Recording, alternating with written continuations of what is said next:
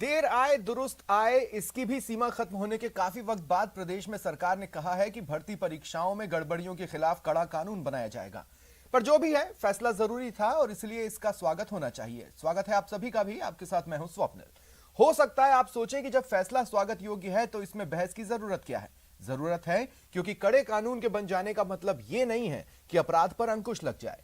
ऊपर से भर्ती परीक्षाओं में बार बार की गड़बड़ियों ने यह साबित किया है कि नकल माफिया कानून की हर डाल डाल पर पात पात ही साबित हुए हैं, हर बार कानून से कई कदम आगे। ऐसे में सवाल उठता है कि क्या कड़ा कानून ही वो वार होगा जो बेरोजगारों के सपनों को लुटने से बचा ले। आज इसी पर बात, लेकिन पहले देखिए ये रिपोर्ट और जानिए क्या कदम उठाया जा रहा है।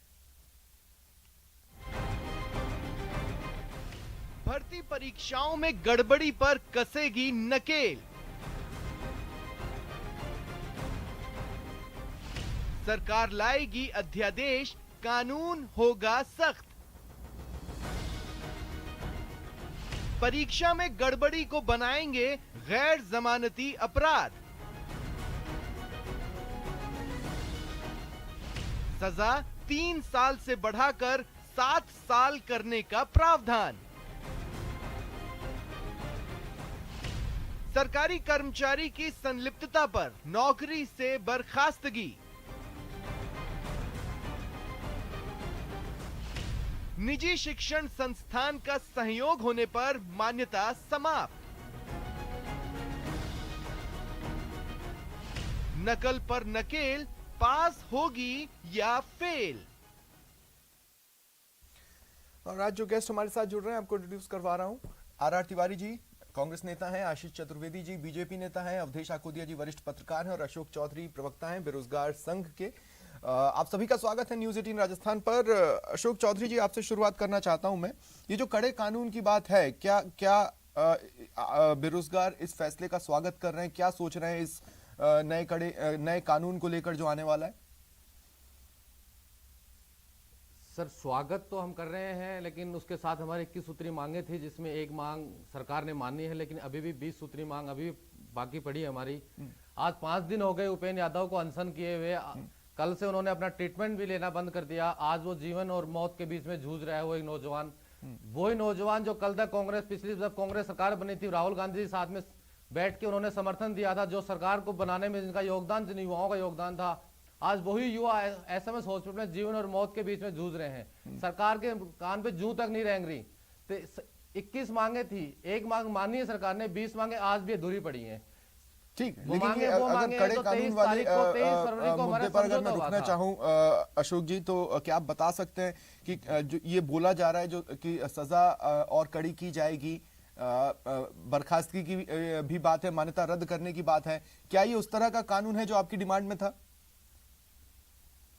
नहीं सर, हमारे इसमें कानून हमारे तरह का ही था, लेकिन हमने इसमें मांग की थी कि 10 साल का प्रावधान हो और जो इस प्रकरण में लिप्त हो उसकी संपत्ति जब्त हो, जो कि इसमें लागू नहीं किया गया है। कानून बनाया है, अच्छी बात है, लेकिन सर उसके साथ और भी तो मांगे हैं। सरकार को 23 फरवरी को जो हमारी मांगे थी, समझौता हुआ था। रात को 12 बजे मंत्री हमारे धरना स्थल पे आए थे, लिखित में समझौता है। ये मेरे पास समझौते की कॉपी है। मंत्री सुभाष गर्ग जी थे, राजेंद्र जी थे, दोनों ने लिखित में समझौता दिया है। आज इस मांग पत्र का क्या हुआ सर? आज फिर आश्वासन दे रहे कि हैं 23 फरवरी का जो मांग पत्र था उसकी आज तक पालना नहीं हुई। 2018 से प्रयोगशाला भर्ती पेंडिंग पड़ी है, कोई मामला नहीं है। एक दिन में सरकार चाहे भर्ती करवा सकती है। 2012 से अभ्यर्थी कोर्ट में बैठे हैं, एक शपथ पत्र देना सरकार को कुछ नहीं करना। 2018 रीट वाले बैठे हैं, 100 दिन से धरना चल रहा है, सरकार को कोर्ट में पैरवी नहीं करवा रही। कंप्यूटर भर्ती है, यूपी तक जाके हम लड़के आए, वहां से भर्ती लेके आए, भर्ती नहीं निकाल पा रही सरकार। एक मांग सर, 20 सरकार जब मांगे मानती है, लिखित में समझौता करते हैं, उसके बाद में अगर सरकार मांगे नहीं माने तो क्या करें? आज 5 दिन से वो उपेंद्र यादव जी आज 5 दिन से अनशन में बैठे हैं, जीवन मौत के मुंह में वो आदमी जूझ रहा है। सरकार के कान से जूझ रही, सरकार जाके बात तक नहीं करना, वार्ता तक नहीं कर पा रही। जब सरकार बनी थी उस समय सरकार के साथ खड़ा था वो नौजवान, सरकार के साथ उन्होंने समर्थन दिया था, उस दिन सरकार उसकी वाहवाही कर रही थी। आज सरकार का जब खिलाफ खड़ा हो गया, सरकार उसे वार्ता तक करने तैयार नहीं हो रही। ठीक है अशोक जी, मेरी टीम ने जब आपसे कांटेक्ट किया होगा, हमारी आज की जो चर्चा का विषय था, हालांकि बेरोजगारी की समस्या हमारे हर दिन की चर्चा का विषय है, इसमें कोई दो राय नहीं है, लेकिन आज की चर्चा का विषय जो कानून आने वाला है उस पर था। लेकिन चूंकि आप लोग परेशान हैं, आपने जो कुछ भी कहा उसमें मैंने आपको टोका नहीं, क्योंकि उन बातों का भी स्क्रीन पर आना जरूरी है। चलिए, मैं आर तिवारी जी आपके पास आ रहा हूं। तिवारी जी, क्या क्या सोचा है? क्या हरियाणा में जो कानून बना है उसको भी रीड कर रही है सरकार, या जो अन्य तरह की चीजें हैं, या इस कानून से क्या उम्मीद रख रही है सरकार? देखो स्वप्निल जी, राजस्थान के जननायक मुख्यमंत्री जी ने जो कानून लाने की घोषणा की है, वो देश में पहली बार अपनी तरीके का नया कड़ा कानून लाने की पहल की है। अभी अशोक चौधरी कह रहे हैं कि हमने उनमें कहा था कि उनकी संपत्ति जब्त कर लो। ये काम सरकार नहीं कर सकती है। सरकार अपने बच्चों को परीक्षा दिलाने के लिए न्यायोचित तरीके से हर तरीका अपनाने के लिए प्रेरित करती है। और जननायक अशोक गहलोत ने राजस्थान में इन बेरोजगार लड़के लड़कियों को रोजगार देने के लिए अच्छी नीयत से हमने 16.5 लाख बच्चों को रीट की परीक्षा एक दिन में दिला करके इतिहास कायम किया राजस्थान में। अब उसमें कुछ गड़बड़ी, उसके पहले ही 24 तारीख को 26 तारीख को परीक्षा हुई थी स्वप्निल जी। 24 तारीख को जननायक ने रात को घोषणा कर दी थी कि अगर कोई सरकार का कर्मचारी, सरकार का बाबू, चपड़ासी कहीं संलिप्तता होगी, अगर किसी निजी शिक्षण संस्थान का अगर कोई कर्मचारी पाया गया तो वो कर्मचारी सरकार का है, वो बर्खास्त होगा। और निजी शिक्षण संस्था की हमने मान्यता समाप्त करने के लिए हमने आदेश जारी करवाया था। ठीक है, लेकिन वही बात, धारा 302 के तहत मर्डर का केस तो हो जाता, लेकिन उसके गली निकाल लेते हैं वकील लोग। चोरी करने वाले नए नए तरीके से करते हैं। और इसीलिए ये उपेंद्र यादव के लिए मैं कहना चाहता हूं, उपेंद्र भाई, आपकी हर बात के साथ में सरकार है। आप हमारे बच्चे हो, जननायक अशोक गहलोत तो आपको अपने बच्चों की जैसे प्यार करते हैं। आप अपना अनशन समाप्त करें। नहीं, देखिए आर तिवारी जी, सरकार को एक बात समझनी पड़ेगी, और मेरे ख्याल से हर राजनेता को यह बात समझनी पड़ेगी कि बेरोजगार कोई एकाएक आक्रोशित नहीं होता है। वो लगातार प्रदर्शन कर रहा था, बीजेपी राज में भी, कांग्रेस राज में भी। आश्वासन आप ही लोगों ने दिए, लेकिन जब उसे समय पर पूरा होते नहीं देखते हैं तो कोई भी इस तरह के कदम उठाने पर मजबूर हो जाता है, क्योंकि नॉर्मल बातचीत आजकल राजनेता या प्रशासन सुनने को तैयार नहीं होते। पहली बात। दूसरी बात यह कि आपने कहा कि संभवतः देश में पहली बार नहीं, अभी कुछ ही दिनों पहले हरियाणा में इस तरह का कानून आया जिसमें 10 साल तक का प्रावधान है, बर्खास्तगी की बात है, जुर्माना भी 10 लाख तक है। वहां पर यह कानून बन चुका है। अब मैं आपसे ये एक चीज और आर तिवारी जी मैं पूछना चाहता हूं कि अगर आप सिंपैथी सोचकर कानून बनाएंगे तो कानून कड़ा कैसे होगा? सिंपैथी कैसे? सर, जो भी सरकार नकलचियों को, नकल कराने वालों को कड़ी से कड़ी सजा देने के लिए मुख्यमंत्री जी ने जब देखा, नहीं, लेकिन आप उस सजा को एक्सट्रीम तक ले जाना नहीं चाह रहे हैं ना। देखिए, बेरोजगार ये कह रहे हैं कि संपत्तियां जब्त कीजिए। मैं ये नहीं कह रहा हूं कि आप संपत्ति जब्त कीजिए, लेकिन उसको एक्सट्रीम एंड कर दीजिए। एक्सट्रीम एंड कहने का मतलब यह है कि अब उस परिवार से कोई भी कभी भी सरकारी नौकरी के लिए अप्लाई नहीं कर पाएगा। एक्सट्रीम एंड तक ले जाइए, तब तो कानून कड़ा है। संगठन की तरफ से आपका सुझाव ठीक है कि उस परिवार के साथ में ऐसा बर्ताव होना चाहिए कि उसके आने वाले बच्चों को भी परीक्षा से वंचित किया जाए। हम राजस्थान प्रदेश कांग्रेस संगठन की तरफ से मुख्यमंत्री जी को निवेदन करेंगे। लेकिन फिर कह रहा हूं, हमारे शिक्षा मंत्री जी ने कहा कि ये तो चुनाव, 2 उपचुनाव आ गए राजस्थान में, 30 अक्टूबर को हमारे मतदान होगा, इसलिए ये जो नियुक्तियां जारी करनी थी नई परीक्षाओं की, उनको हमको स्थगित करना पड़ा। लेकिन फिर कह रहा हूं, संघीय ढांचे में केंद्र की सरकार और राज्य की सरकार बेरोजगारों को रोजगार देने के लिए एक संयुक्त रूप से कदम उठाएं। मैं अशोक चौधरी तो उठाएं, वो किसने रोका है? मैं खुद नहीं कभी समझ पाया कि देश के प्रधानमंत्री भाजपा कांग्रेस दोनों चाहती है बेरोजगारों को नौकरी मिले, तो फिर रोका किसने है? सही चीजें प्रोसेस कीजिए और लोगों को नौकरियां दीजिए। आशीष चतुर्वेदी जी, अब मैं आपके पास आ रहा हूँ। आशीष चतुर्वेदी जी, मैं आपसे पूछना ये चाह रहा हूँ कि विपक्ष के तौर पर आप क्या देख रहे हैं इस कानून में? बीजेपी राज में लाठियां खाई है और आपको समर्थन देकर सरकार में बना है। हाँ, 2 मिनट अशोक जी, मैं आगे भी आपके पास आऊंगा। आशीष चतुर्वेदी जी, 5 साल राहुल बीजेपी राज में लाठियां खाई हैं, आज बात करने तो तैयार नहीं हो रही सरकार। भेजो ना, कहां दिक्कत आ रही है? आज एसएमएस बैठा जाए ना उपेंद्र यादव से बात करने के लिए सरकार। अशोक जी सरकार को आगे भी आपके पास आऊंगा सर। 23 अशोक जी चुनाव आ रहे हैं, मेरा साथ दीजिए तो आ प्लीज जाए सर। 23 फरवरी को समझौता हुआ था, आज तक लागू नहीं किया सरकार ने। अशोक जी मंत्री मना कर रहा है। मैं आपसे रिक्वेस्ट कर कमेटी का सदस्य मुझे क्या कर इस सकता हूं? चर्चा को आगे बढ़ाने दीजिए। हम एक ही जगह पर रुकेंगे तो ये आगे नहीं बढ़ेगी। मैं आगे भी आपके पास आऊंगा। आशीष चतुर्वेदी जी। देखिए स्वप्निल जी, तिवारी जब भी बोल रहे थे कि 16.5 लाख जो अभ्यर्थी हैं उनको बैठा करके इतिहास बनाया है। स्वप्निल जी आप बताइए ऐसा कौन सा इतिहास बनाया है जो 5 बार स्थगित कराने के बाद जब एग्जाम कराते हैं वो भी अभी संशय के घेरे में हैं। 15 से अधिक आप सरकारी अधिकारियों कर्मचारियों को इस पे सस्पेंड कर चुके हैं। 50 से अधिक लोग गिरफ्तार हो चुके हैं। जो मुख्य आरोपी है भजनलाल, उसका अभी तक कोई अता पता नहीं है। और आप देखिए ये जो एग्जाम कंडक्ट करवाया गया था, ये सरकार की जो राजस्थान बोर्ड है उसने कंडक्ट करवाया था। अभी तक अल्टीमेटली जो पेपर आउट हुआ उसमें एक भी अधिकारी कर्मचारी की लिप्तता सामने नहीं आ रही है। आप देखिए अल्टीमेटली जो पेपर प्रिंट करवाया वो राजस्थान बोर्ड ने करवाया है। जो भजनलाल जो है वो कहीं भी इस तरह से इन्वॉल्व नहीं था। तिवारी जी आप शांत रहिए। तिवारी जी मैं आऊंगा आपके पास, आगे भी आऊंगा ना तिवारी जी। 2 मिनट को अपनी बात तो पूरी कर लेने दें। तिवारी जी एक मिनट शांत रहिए। तिवारी जी आप बोल रहे थे, मैं बीच में नहीं बोला था। तिवारी जी तिवारी जी मैं भी आपसे रिक्वेस्ट कर रहा हूँ, इस तरह से चर्चा नहीं हो पाएगी। रुकिए ना, मैं आगे भी आपके पास आऊंगा, आप काउंटर कीजिएगा। आशीष जी अपनी बात कंप्लीट करें, मुझे सवाल लेना है। देखिए स्वप्निल जी, ये सरकार ऐसे कई रीट जो एग्जाम है एकमात्र ऐसा एग्जाम नहीं जिसका पेपर लीक हुआ है। अभी जो जयन वाला जो एग्जाम हुआ, ऐसा ही वाला एग्जाम हुआ या नीट हुआ के घेरे में, नीट भी आउट हुआ है। पहले लाइब्रेरी भर्ती परीक्षा का पेपर रद्द हो चुका है, या नीट भी आउट हुआ का पेपर रद्द हो चुका है। आप देखिए इसी लीक के कारण। नहीं लेकिन आशीष जी ये कोई एकमात्र नीट भी तो आउट हुआ है, उसमें कौन सी गिरफ्तारियां हुई हैं अब तक? जांच चल रही है ना, आप उस जांच की गति से संतुष्ट हैं, इस जांच की गति से संतुष्ट नहीं है? नहीं, हम किसी भी जांच, देखिए अल्टीमेटली आप मुझे बताइए 3 साल सरकार को होने वाले हैं। सरकार ऑन रिकॉर्ड बताए ना कि हमने इतने लोगों को रोजगार दिया। सरकार रोजगार दे नहीं पा रही है। सारी भर्तियां इनके विवादों के घेरे में चल रही है। आप देखिए एक भी भर्ती ऐसी नहीं है जो इन्होंने निकाली और उसको पूर्ण करा लिया हो इन्होंने। हमने अपने जमाने में भी 2 बार रीट करवाया और कई विद्यार्थियों अभी तक फंसा हुआ है ना सर। हमने नौकरी देने का काम किया। आप देखिए आपने रीट करवाया, रीट 2018 का हाशिया हम आज तक देख रहे हैं। नहीं, उसमें अपॉइंटमेंट हो चुका है। हाँ। स्वप्निल जी अगर आपको ध्यान होगा तो चुनाव के समय में हमने बकायदा अपॉइंटमेंट जारी कर दिए थे, जिसको कांग्रेस ने इलेक्शन कमीशन के पास जाकर के रुकवाने का काम किया। तो बेरोजगार राजस्थान का वो भी देख तो अब रहा आप है। क्या चाहते हैं? अभी जो रीट प्रदेश सरकार ने करवाई, क्या उसको रद्द कर दिया जाए? फिर ऐसे तो कभी किसी को नौकरी मिलेगी ही नहीं। नहीं, देखिए रद्द होने वाली और नहीं होने वाली बात नहीं है। मुझे आप बताइए स्वप्निल जी, क्या आप ऐसा मानते हैं ये पेपर लीक हुआ है या नहीं हुआ है? आप मुझे बताइए कि जब 10 बजे पेपर प्रारंभ होना था, पहले तो 8:30 बजे तक की बात थी। अब सुबह 4 बजे तक जिसके पास आया है वो भी मुख्य आरोपी नहीं है।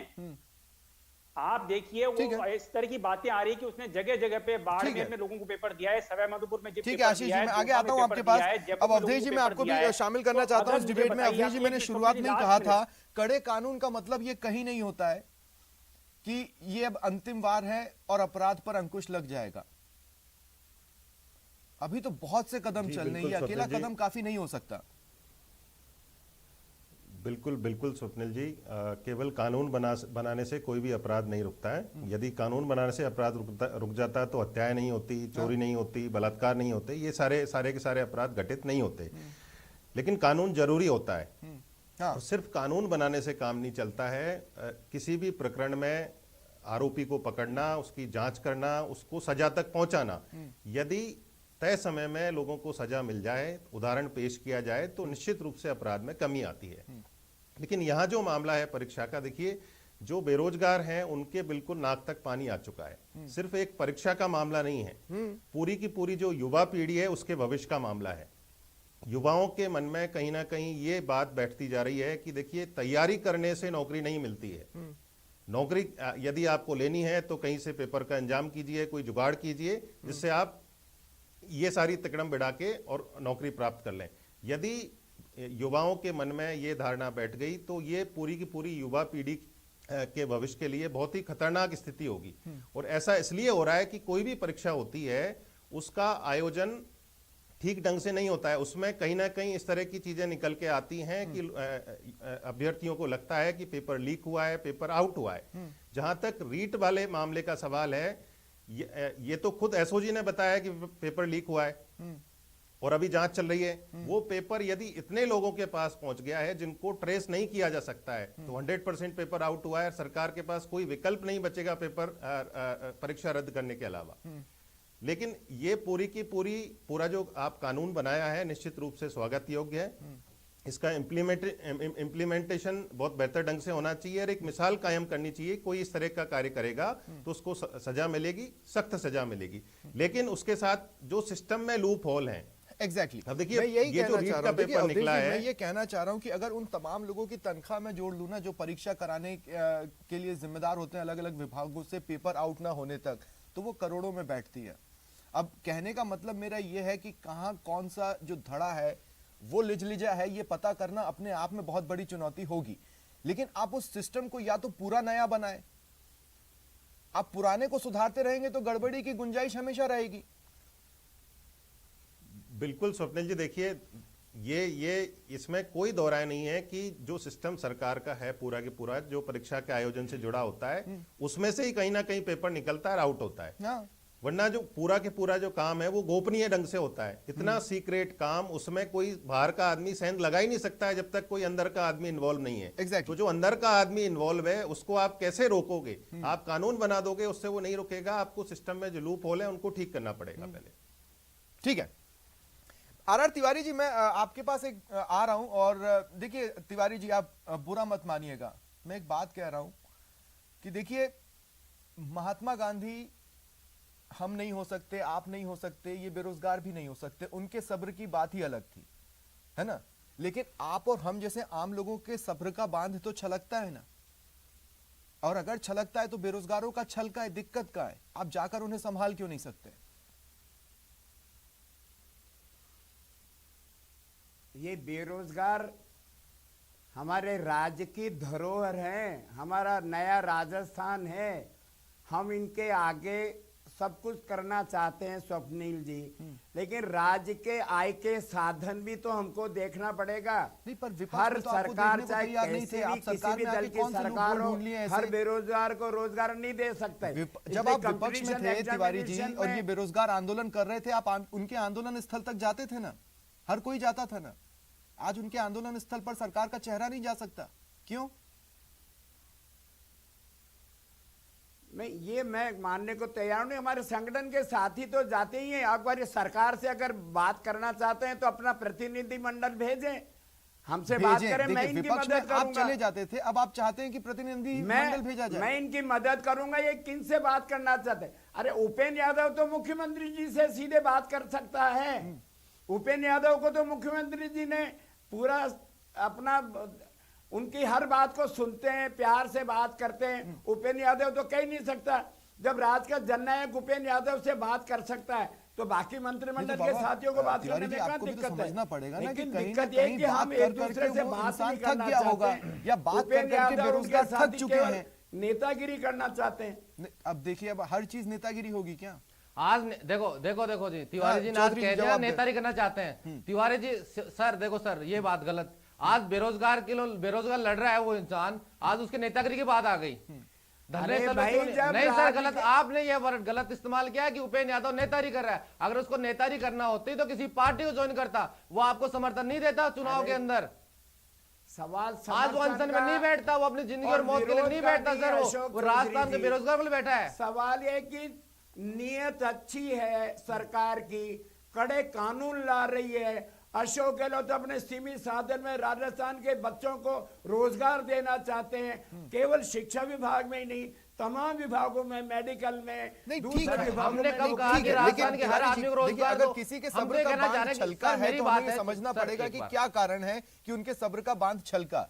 हम हर चीज को नेतागिरी में जोड़ सकते हैं। देखिए, अगर नेतागिरी में ही जोड़ना होता तो बेरोजगारों ने बार बार कहा हम चुनाव में उतरेंगे, लेकिन आप ही लोगों के आश्वासन के बाद कदम पीछे खींचा है इन लोगों ने। स्वप्निल जी, इस रीट की परीक्षा को लेकर हाईकोर्ट कौन गया हुआ है? इन्हीं बेरोजगारों के साथी ठीक तो है। गए हैं। आज जब एसओजी खारिज हो गई ना जांच कर याचिका? रही है, सर खारिज सीबीआई हो से गई करवा दो, याचिका? कहाँ दिक्कत आ रही है? जब हम याचिका खारिज सीबीआई हो से गई, जो मांग लोग कर रहे गए हैं, थे। सीबीआई जांच करवा दो। हालांकि उनको अगर दूसरा पेपर रास्ता आउट नहीं पूरा हुआ, सुझा दिया है। SOG लेकिन पर क्यों नहीं अब विश्वास वापस में आ रहा हूं, आपको? अशोक चौधरी जी, अभी तक अशोक आज चौधरी जी, मेरा मेरा सवाल अशोक- लीजिए। सर, आज- अशोक चौधरी जी, अशोक चौधरी जी, मैं जी, आपसे जी। एक जो सीधा सा सवाल पूछना चाहता हूं वो ये है कि मान लीजिए कड़ा कानून भी बन गया, उसका वो ये इस बात की गारंटी तो नहीं है कि नौकरी मिल गई। नहीं सर, देखिए हमने कभी भी ये नहीं कहा कि राजस्थान के हर युवा को रोजगार मिलेगा। हम ये कह रहे हैं सरकार ने 2000 वैकेंसी पद निकाले, 5000 निकाले, उन भर्तियों को तो टाइम पे पूरा करें। सर 2012 से भर्तियां पड़ी है, 13 की भर्तियां पड़ी है, 16 की पड़ी है, 18 की पड़ी है भर्तियां। हम तो कह रहे जो भर्तियां आप 10,000 पदों में निकाल रहे हो, 10,000 भर्तियां टाइम पे पूरा कर दिए, 10,000 को रोजगार टाइम से दे दो। सर उनको भी रोजगार टाइम से नहीं मिल रहा। हम कह रहे हैं अगर सब कुछ सही हुआ है, अगर कोई पेपर आउट नहीं हुआ है, सीबीआई से जांच करवा दो, दोषियों को सजा मिल जाएगी, सरकार भी खुश है, बेरोजगार भी खुश है। हमने तो नहीं कहा ना, हम बात कर रहे हैं कि संपत्ति जब्त हो। सर जो आदमी ने फर्जी तरीके से, गलत तरीके से पैसा कमाया है, उस पैसा को सरकार को लॉस नहीं हो रहा। आज रीट पेपर एग्जाम कराया, कितना सरकार को करोड़ों रुपया नुकसान हुआ है। कल पेपर खुदा का हादसा जांच होती है, अगर पेपर निरस्त हो जाता है तो कितना नुकसान सरकार को है। भरपाई करो सरकार उन लोगों से जिन्होंने इस काम को अंजाम दिया है। पेपर कहां से आउट हुआ ये पता नहीं चल रहा। जब बेरोजगार आवाज उठाता है तो नेतागिरी की बात आती है। ठीक है, पिछले चुनाव की जब बात आती है तो बेरोजगार चुनाव में काम करते। सर हम तो बार बार सरकार से मांग कर रहे हैं। पिछली बार 23 फरवरी को समझौता हुआ है, समझौते की कॉपी पड़ी है, मैं तिवारी जो दे देता हूं, इसमें आपके मंत्रियों के साइन है, अधिकारियों के साइन है। आज तक क्यों मांग पूरी नहीं हुई? ठीक है भाई आप जब समझौता करते हो, रात को 12 बजे मंत्री आके आपके मानते हैं, क्यों नहीं करते? आज भूपेंद्र यादव बैठा है, वो अनशन में बैठा है, आपके क्यों बात नहीं करते? कौन सा आपका प्रतिनिधिमंडल गया? क्यों जाएंगे? जब चुनाव में सरकार हमारे पास आती है वोट मांगने, तो आज सरकार को जाने में कहां दिक्कत आ रही है? कहा है कि बेरोजगार सबसे ज्यादा उन्हें दिखाई देते हैं जो विपक्ष में बैठा होता है। जब सरकार में आ जाता है तो जो कानून की पेचीदगियां हैं और तमाम तरह की चीजें हैं जो उनकी राह को रोकती हैं या उनके बाह को थाम लेती हैं, वो सरकार में आने के बाद पता चलता है। विपक्ष में तो वादों की लड़ी होती है, लेकिन इसके बावजूद भी क्या इस मसले पर सरकार और विपक्ष साथ में काम नहीं कर सकती? आशीष चतुर्वेदी जी, मेरा आपसे सवाल है, हरियाणा में कड़ा कानून बना नकल के खिलाफ और दोनों दल, सत्ता पक्ष और विपक्ष, एक साथ चलते नहीं दिखाई दिए। प्रदेश में भी मुझे ऐसा नहीं लग रहा कि कोई सकारात्मक विपक्ष के तौर पर आप इस कानून के लिए सरकार के साथ चलते नजर आएंगे या आ सकते हैं? नहीं, देखिए स्वप्निल जी, जहां तक कड़े कानूनों की बात है तो हम बिल्कुल इसका समर्थन करते हैं, कड़े कानून बनाए। लेकिन हो क्या रहा है बेसिकली कि खाली कानून बनाने से कुछ हो नहीं रहा है। जैसा भी मैं सुन रहा था, जो बेरोजगार संघ के जो प्रवक्ता है उनको भी सुन रहा था, तो उनकी जो पीड़ा है वो बिल्कुल जायज है। वो कह रहे हैं कि साहब आपके यहाँ इतनी वैकेंसी है, आप टाइम पे इसको पूरा तो कीजिए ना, इसको कंप्लीट तो कराइए। एक बार मैं आप स्वप्निल जी आपसे भी थोड़ा आग्रह करना चाहता हूं कि एक बार आप भी थोड़ा स्टडी कीजिए कि 2018 के बाद से इस सरकार ने कितनी नियुक्तियां निकाली और कितने पूरी किए, तो आप पाएंगे कि ये सरकार ने कोई 1000 नौकरियां भी नहीं दी। आप देखिए, मात्र 1000 महीने नौकरी तो सरकार ने दे पाई 3 साल के कार्यकाल में। कौन सी नौकरी निकालते? आप और हम घर के अंदर बंद थे, तिवारी जी, बच्चों को हम बाहर निकालते क्या? तिवारी जी, आपको जब चुनाव लड़ना होता है, जिला परिषद के चुनाव लड़ने होते हैं, सब कर लेते हैं। और एग्जाम आप कंडक्ट करा रहे हैं, ऐसा नहीं एग्जाम नहीं कंडक्ट करा रहे हैं, एग्जाम कंडक्ट हो रहे हैं, लेकिन वो लीक के कारण रद्द हो रहे हैं। इसमें कोरोना के बीच में नहीं आ रहा है। तिवारी जी, अपनी विफलताओं को किसी और जगह मत डालिए। तिवारी जी, बेरोजगार बहुत परेशान है, वो आपसे हिसाब लेगा इन सब चीजों का। भारत के प्रधानमंत्री जी से भी कहो, 2 करोड़ हर साल देने का वादा किया था, 1 करोड़ भी नहीं दे पाए पूरे 7 साल में। आशीष जी, तिवारी जी, ये बहस हम कर लेंगे, तिवारी जी इस पे भी चर्चा कर लेंगे, केंद्र सरकार से लोग कितने खुश हैं कितने नहीं हैं। बेरोजगारी के इशू पर कई बार देखी, मोदी जी कई जो बार चर्चा की और कई बार इसी तरह के सेंटेंसेस हमने सुने हैं। मैं ये कह रहा हूं कि ठीक है, अगर मान लीजिए प्रधानमंत्री ने कहा 2 करोड़ और उन्होंने नहीं दिया, तो आपने भी जो कहा था आप वो नहीं दे रहे हैं, क्या इस बात से ये जस्टिफाई हो जाएगा? तिवारी जी, नहीं, चूंकि देश का प्रधानमंत्री नहीं कर रहा है तो हम भी नहीं करेंगे, क्या ये बहुत अजीब सा बहाना नहीं है? बेरोजगारों को उद्वेलित करने के लिए सबसे पहले शुरुआत किसने की? इनकी भावनाओं को किन्होंने उकेरा? राजस्थान में तो फिर जननायक अशोक गहलोत जी ने 18 महीने। लेकिन आपसे उम्मीद दिख रही होती तो बेरोजगार सड़कों पर नहीं होता ना सर। आप ही के अंडर में इस बेरोजगार को दिल्ली में जाकर बैठना पड़ा क्योंकि बेरोजगार को यह लगा प्रदेश में सुनवाई नहीं हो रही। ये कौन सी गंगा बह रही है मरुधरा में? सुनवाई तो हो रही है ना। और अगर हाई कोर्ट में ले जाएं, अगर कोई लीक कर दें पेपर, तो इसमें सरकार की कहां गलती है? और इसलिए गलती को पकड़ने के लिए अब की बार जननायक ने कड़े कानून बनाए, 3 साल की सजा को 7 साल किया है और बर्खास्त की तक का आदेश जारी किया है। और अब हम आशा करते हैं कि तंत्र सुधरेगा ठीक। और एसओजी जांच की तह तक जाएगी। और आज तो किरोड़ीलाल मीणा का बयान है, वो स्वीकार करते हैं एसओजी सही रास्ते पे चल रही है, लेकिन वो एक नया तार जोड़ रहे हैं। ठीक। एसओजी तक वो नया तार जो बताया, ठीक है, एसओजी ठीक है। उसकी तह तक भी जाएगी स्वप्निल जी। ठीक है, एक बात, सर, देखते तिवारी हैं। जी ने लेकिन अभी थोड़ी देर पहले सर एक छोटा सा हाँ, बोलिए बोलिए। आपके सर अभी तिवारी जी कह रहे थे कि एसओजी की जांच पे सरकार आपको विश्वास क्यों नहीं है। तिवारी जी ये सब कह रहे हैं कि सरकार अगर पेपर लीक होता है, पेपर आउट है, उसमें सरकार का क्या दोष है? जब सरकार का दोष ही नहीं है, जब सरकार उस चीज को रेक्टिफाई कर ही नहीं पा रही कि पेपर आउट कहां से हो रहा है, कैसे हो रहा है, तो तिवारी जी फिर हम ही तो कह रहे हैं फिर हाँ, नहीं, लेकिन इस सवाल का सामना सिर्फ सरकार को ही नहीं, विपक्ष को भी करना चाहिए। आशीष चतुर्वेदी जी, मेरा सवाल आपसे भी, आपके समय में भी पेपर लीक हुए हैं, काम कर रही है। मैं ये कह रहा हूँ कि क्या ये नहीं दिखाता कि जिस सिस्टम को आप दोनों मिलकर ढोते हैं वो सिस्टम में खामियां हैं? रोड़ा आता है उसके लिए कह रहा हूँ मैं सर आपको। मैं तिवारी जी एसओजी को दोष नहीं दे रहा, एसओजी अपना आशीष काम कर चतुर्वेदी रही है, जी। अच्छा काम कर रही होगी, मैं दोष नहीं दे रहा। देखिए, हमारे स्वप्निल जी, हाँ। स्टेट की ये संस्था देखिए है। स्वप्निल जी, मैं बहुत ईमानदारी से स्वीकार करता हूँ। हाँ। कहीं न कहीं देखिए, अगर हम आरपीएससी की बात करें और यूपीएससी से कंपेयर करें तो हमें रात दिन का अंतर मिलेगा। आप देखिए आरपीएससी में मोस्ट ऑफ द टाइम जो अपॉइंटमेंट होते हैं वो सारे पॉलिटिकल अपॉइंटमेंट हो रहे हैं। आप उसमें कोई मेरिट नहीं देखी जा रही है, उसमें जातिगत आधार पे आप अपॉइंटमेंट करते हैं और रिजल्ट हमने देखा। आप देखिए अभी सरकार ने जो एक पेपर कराया पॉलिटिकल साइंस का लेक्चरर का कि 300 में से नहीं, लेकिन 208 आशीष जी, मेरा सवाल क्या गाइड में आ गए। है? मेरा सवाल आप आपसे देखिए, सिंपल सा UPSC की जो इतना है भर्ती कि कोई ये बातों वही में नहीं आ सिस्टम रही है जो आपके समय में भी पेपर लीक कर गया और इस समय भी पेपर लीक कर रहा है। क्या आप लोगों को नहीं, नहीं लगता कि आप एक बिल्कुल बहुत ही सिस्टम में बहुत अजीब से आमूल बोझ को अपने परिवर्तन की साथ ढो रहे हैं? आवश्यकता है। ये इसमें सिस्टम मैं जिसके रिकॉर्ड साथ कह रहा हूं। रहेगा उसकी लुटिया डुबाएगा ही। ये मैं ऑन रिकॉर्ड कह रहा हूं, इस सिस्टम में आमूलचूल परिवर्तन की आवश्यकता है। आप मेरिट बेसिस पे लोगों को अपॉइंट कीजिए और उनके पास इतने सक्षम लोग हैं हमारे पास। राजस्थान में इतने सक्षम लोग हैं जो बहुत अच्छे से एग्जाम कंडक्ट करा सकते हैं। लेकिन ठीक क्या रहा है, ठीक है। आप मेरा अंतिम राजनीतिक सवाल है इस चक्र डिबेट से का। उनको अवधेश आकोदिया जी, मैं आपके नियुक्तियां पास देते आ रहा हूं। देखिए, घूम फिर के बात वही है, मैंने पहले भी चर्चाओं में ये बात कही है कि अगर आयोग नहीं करवा पा रहा है तो हर बार वही लोग जो नहीं करवा पाए ही तो जिम्मेदारी उठाएंगे। आप लाख कड़ा कानून ले आइए, जो नहीं कर पा रहे वही परीक्षाओं की जिम्मेदारियां उठाएंगे। स्वप्निल जी, देखिए, दोनों पॉलिटिकल पार्टी जो अदला बदली से राजस्थान में सत्ता में रहती हैं, दोनों ये मानती हैं कि जो सिस्टम है ना वो ठीक ढंग से काम नहीं कर रहा है। हाँ। लेकिन अल्टीमेटली सिस्टम को ठीक करने की, बदलने की जिम्मेदारी किसकी है? इसमें दिक्कत यह है कि सिस्टम को काम करना चाहिए प्रोफेशनली, वो काम करता है पॉलिटिकली। जैसा आशीष जी ने अभी कहा कि आप बोर्ड का अध्यक्ष देख लीजिए, आरपीएससी के मेंबर, वहाँ का अध्यक्ष देख लीजिए, जो कर्मचारी चयन वाला जो संगठन है उसका आप चेयरमैन देख लीजिए। सारे के सारे अपॉइंटमेंट कौन से होते हैं? पॉलिटिकल होते हैं। जब पॉलिटिकल अपॉइंटमेंट होते हैं तो पॉलिटिकल दखलंदाजी होती है।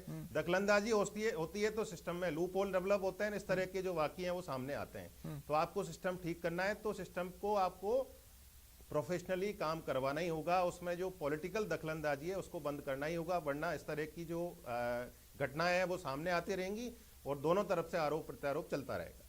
ठीक है, कुल मिलाकर ये कहा जा सकता है कि पहला कदम एक दिशा की तरफ बढ़ाया गया है, लेकिन वो उचित दिशा तभी है जब उसके साथ और भी कदम चल पाए। बहुत बहुत शुक्रिया आप सभी का हमारे साथ जुड़ने के लिए। फिलहाल इतना ही, नमस्कार।